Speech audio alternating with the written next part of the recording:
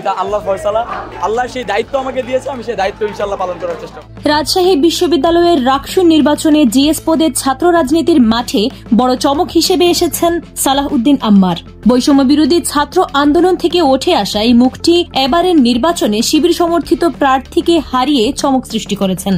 তিনি পেয়েছেন 11,497টি ভোট, যেখানে তার নিকটতম প্রতিদ্বন্দ্বী ফাহিম রেজা পেয়েছেন 5,727টি ভোট।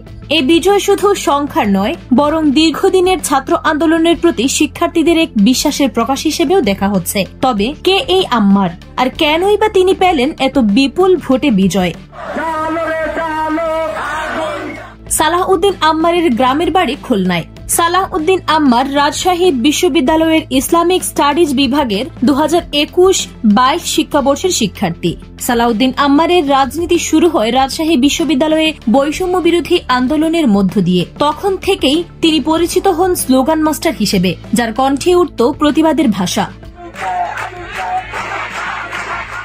জুলাই গণ অভ্যুত্থানে রাজশাহী বিশ্ববিদ্যালয়ের অন্যতম সমন্বয়ক তিনি। যদিও ক্যাম্পাস জীবনের শুরুতে তিনি রাজনৈতিকভাবে সক্রিয় ছিলেন না, ছিলেন সিনেমা এবং সংস্কৃতির সঙ্গে। তবে বৈষম্য বিরোধী ছাত্র আন্দোলনের সময় থেকেই তার রাজনৈতিক চেতনার উন্মেষ ঘটে। এরপর তিনি জাতীয় ও আন্তর্জাতিক নানা ইস্যুতে সক্রিয় থেকে এক অনন্য ছাত্র নেতা হয়ে ওঠেন। এমনকি চাকরিতে যোগ দিয়েও যখন আন্দোলনের ডাক এলো, তখন সেই চাকরি ছেড়ে সরাসরি আন্দোলনে যুক্ত হন। এরপর থেকে তিনি সক্রিয় আছেন বিশ্ববিদ্যালয়ে।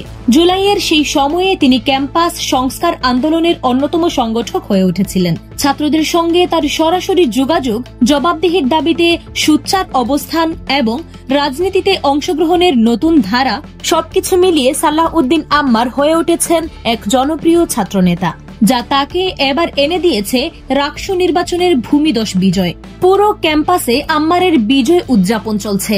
তার সমর্থকরা যেমন উচ্ছ্বসিত, তেমনি সাধারণ শিক্ষার্থীরাও খুশি, কারণ তারা বিশ্বাস করে এই জয় একটি সৎ এবং সচেতন ছাত্র রাজনীতির সূচনা করতে পারে।